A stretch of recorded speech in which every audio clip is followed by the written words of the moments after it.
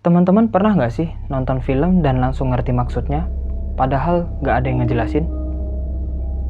Kenapa kita tahu film horor bakal serem, padahal hantunya belum muncul? Ini semua bisa terjadi karena film punya bahasa rahasia yang disebut dengan semiotika.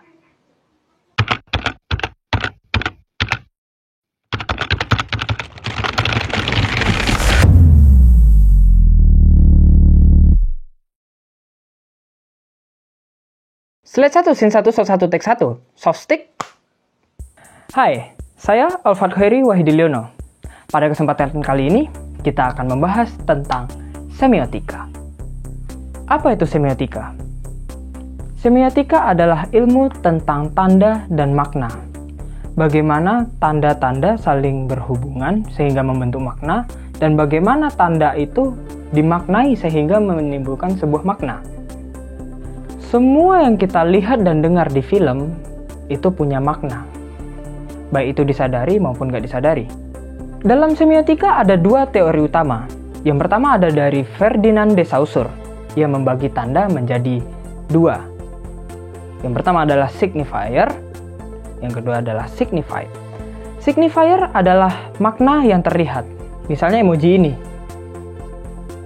Sedangkan signified adalah makna di balik signifier itu tadi. Bisa jadi emoji ini berarti sedih atau terharu. Atau mungkin malah maknanya, aduh ngakak berat atuh.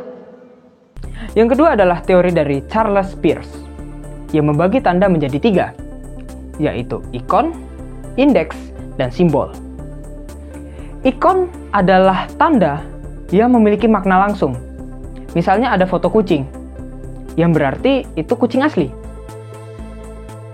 Indeks adalah tanda yang memiliki hubungan kausalitas atau sebab akibat. Misalnya, ada asap berarti ada api. Muka lebam berarti ada kekerasan. Simbol. Simbol itu tanda yang maknanya berdasarkan konteks ataupun konvensi. Misalnya, lambang hati berarti cinta. Atau di film romantis, mawar itu berarti pernyataan perasaan gitu. Semiotika itu kayak kita lihat rambu-rambu di jalan. Kita lihat lampu merah, kita berhenti. Atau misalnya kita melihat seseorang pakai jas putih, pakai stetoskop, kita langsung mikir kalau dia itu dokter. Padahal dia nggak bilang kalau dia itu dokter. Nah, film juga gitu. Nggak perlu tuh ngomong langsung. Kita bisa ngerti dari simbol-simbol yang ada di dalamnya. Teori semiotika dari Christian Metz. Film itu bahasa tanpa tata bahasa. Apa maksudnya film itu bahasa tanpa tata bahasa? Oke, gini. Misalnya bahasa manusia deh, bahasa verbal. Bahasa manusia itu punya aturan tetap. Misalnya kalimat aku makan nasi. Nggak bisa dirubah jadi makan nasi aku. Karena itu akan melanggar aturan grammar atau gramatiknya. Yang mana urutannya dari subjek, predikat, objek, dan baru keterangan. Nah, film nggak punya aturan baku kayak gitu. Film bisa aja loh dimulai dari flashback dulu, atau terus klimaks. Maknanya tetap tersampaikan meskipun gak ada aturan kaku seperti bahasa manusia. Analoginya tuh kayak gini. Film itu kayak chat yang penuh emoji. Misalnya teman kalian chat emoji kayak gini nih. Gak ada tulisan di situ. Tapi kita langsung tahu kalau dia itu membahas tentang konser musik rock atau musik keren gitu. Tapi kalau emojinya diubah urutannya jadi gini, maknanya masih mirip. Nggak berubah banyak kayak selayaknya bahasa manusia. Jadi, urutan bisa fleksibel, tapi tetap punya pola makna. Nah, itulah yang terjadi dalam film. Kalau film nggak punya tata bahasa, gimana cara kita ngerti ceritanya? Metz bilang, film tetap punya struktur yang berulang. Salah satu struktur utama dalam film adalah montase. Montase itu cara film menyusun urutan gambar sehingga menciptakan sebuah makna.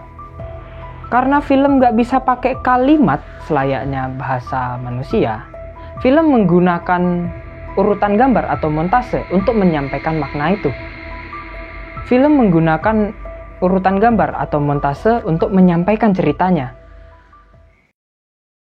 Grand Syntagmatic, pola montase yang ditemukan Metz. Aduh bang, ini bahasa mana lagi nih bang? Metz mengamati bahwa film punya pola-pola tertentu yang sering dipakai.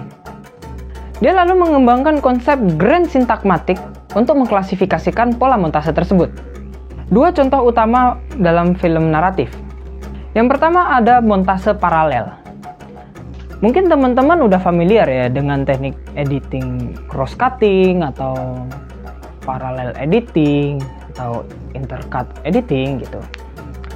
Montase paralel adalah adegan yang diselang-seling urutan gambarnya, yang dimana adegannya terjadi secara bersamaan.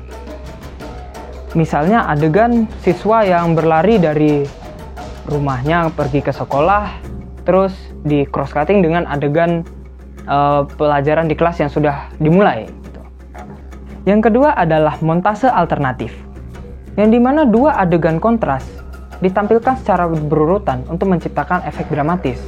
Misal, ada adegan keluarga bahagia, terus tiba-tiba dipotong ke adegan kecelakaan tragis gitu.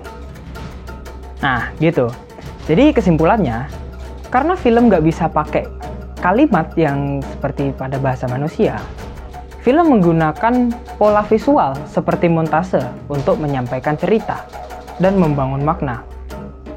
Montase adalah tata bahasanya film, meskipun dia fleksibel dan nggak seketat aturan gramar pada bahasa verbal atau bahasa manusia.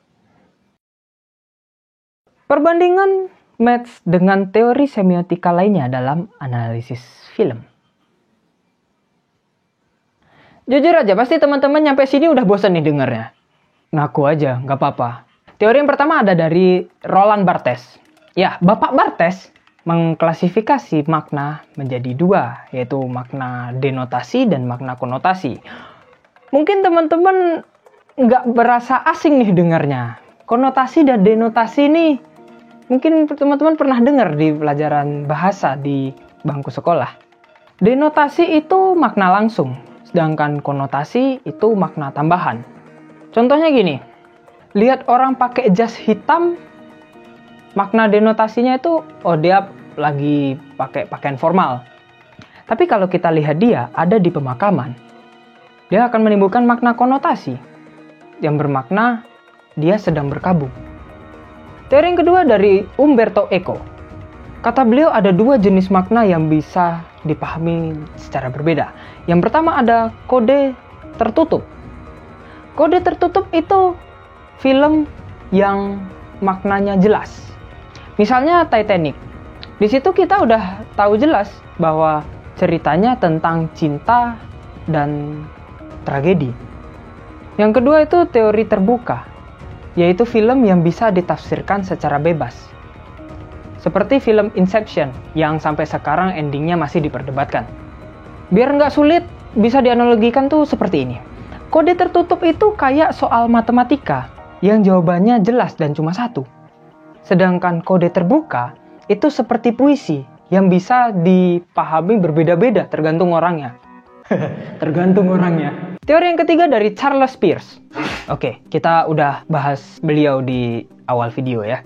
Bagaimana ikon, indeks, dan simbol dalam film. Contohnya dalam film Joker. Warna hijau dan ungu itu bukan sekedar warna, tapi lambang kegilaan dan chaos. Atau di film Parasite, ya yang disutradarai oleh Bong Joon-ho, tangga itu simbol perbedaan kelas sosial. Nah, jadi kesimpulannya adalah semiotika adalah cara kita membaca film melalui tanda-tanda yang ada di dalamnya. Dalam teori Christian Mertz menyampaikan bagaimana film menggunakan pola visual untuk menyampaikan makna dan ceritanya. Nah, sekarang teman-teman coba perhatiin film yang teman-teman sukai. Ada nggak simbol atau pola yang teman-teman baru sadar sekarang? Bisa jadi pemahaman baru nih. Wah, aku mendapatkan pemahaman baru. Ya, kalau ada mungkin bisa jadi pengetahuan teman-teman. Dan kalau teman-teman mau sharing, silahkan komen di bawah. Sekian video kali ini. Maaf jika ada kesalahan. Ambil positif dan negatifnya disimpan saja. Saya Alfred Khairi Wahdiliono. Salam Dion.